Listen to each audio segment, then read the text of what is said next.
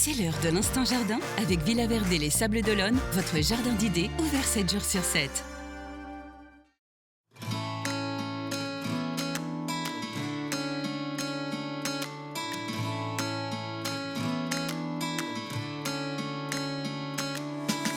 Bonjour Marie-Laure. Bonjour.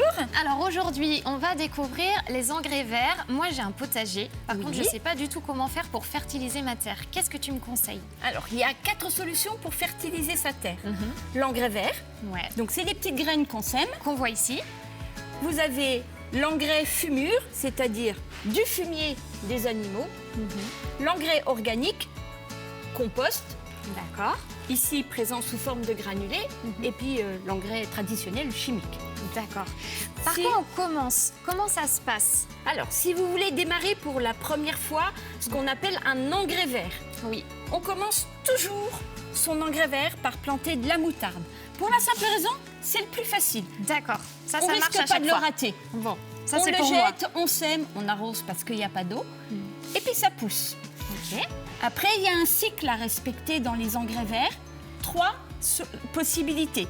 L'engrais vert, on commence par la moutarde. L'année d'après, on ne replante pas de la moutarde. On va aller sur une légumineuse qui va apporter de l'azote. Et puis après, on va aller sur du sarrasin ou de la facélie qui améliore la structure des sols quand on a un sol très lourd, compact, dalle de béton, quoi. D'accord. Ces petites graines sont à semer de août à octobre. D'accord. Une fois que c'est fait, on laisse pousser. Vous laissez pousser tout l'hiver. Certaines, comme les légumineuses, vont disparaître aux premières gelées.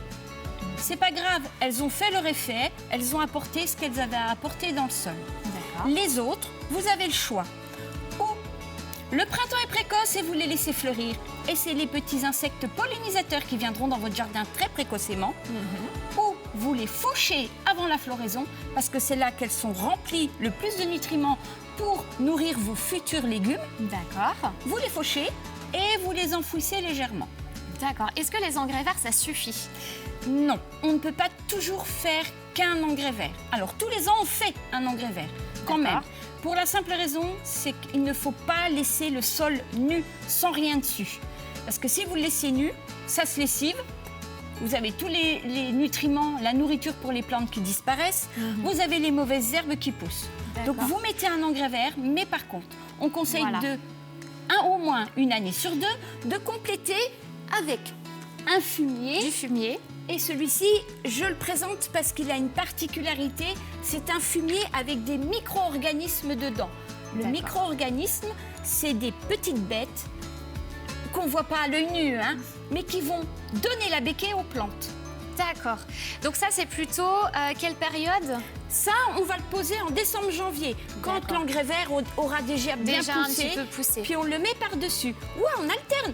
On fait la moitié du jardin avec un engrais vert, l'autre avec du fumier. Et l'année d'après, on fait l'inverse. D'accord, ça c'est une bonne astuce.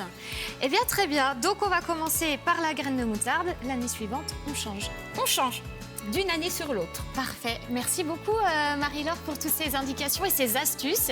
On n'a plus qu'à travailler de notre côté. À ton service.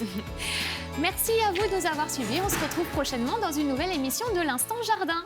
C'était l'Instant Jardin avec Villa Verde les Sables d'Olonne, jardinerie, fleuriste, animalerie, déco d'intérieur et d'extérieur.